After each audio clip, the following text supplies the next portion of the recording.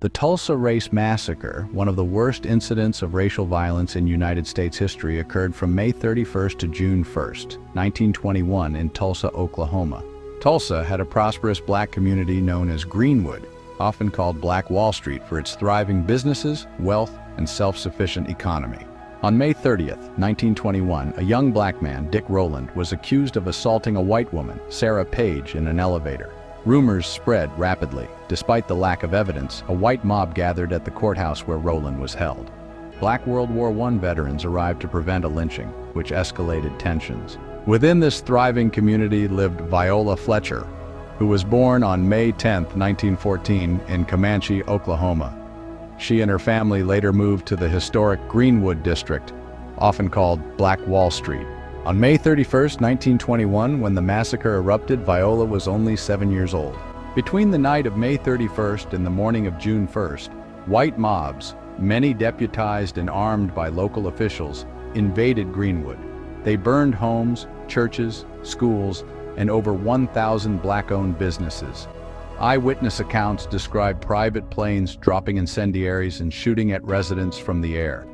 The destruction spanned 35 city blocks. During this attack, Viola Fletcher's family lost everything.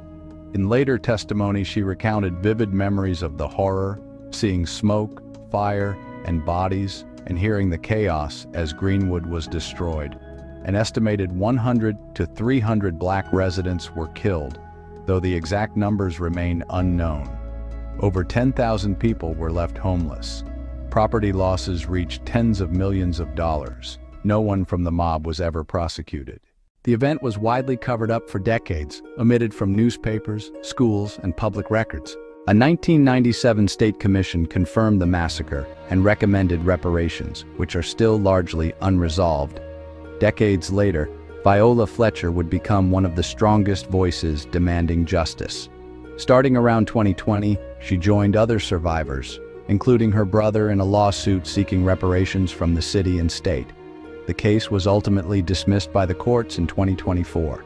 In 2021, at age 107, Viola Fletcher went to Washington, D.C. and testified before Congress about what she saw and endured. Viola Fletcher, the oldest known survivor of the 1921 massacre, passed away on November 24, 2025, at age 111.